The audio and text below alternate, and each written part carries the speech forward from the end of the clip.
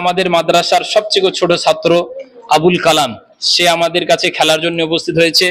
আমরা তার কাছে প্রশ্ন করছি। এর থেকে একটি কাগজ তোলো, নাও এটা ধরো।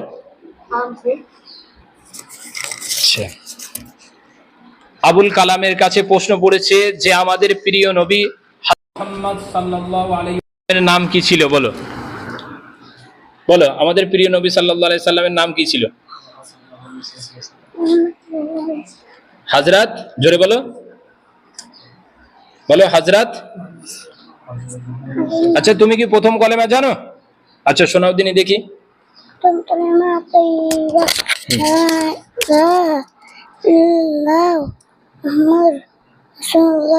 ওই তো, বাহ, মাশাআল্লাহ। আবুল কালাম প্রথম কলেমা শোনাতে পেরেছে। তুমি একটি পুরস্কার নিয়ে নাও, এর একটি পুরস্কার দাও। চলো ঠিক আছে।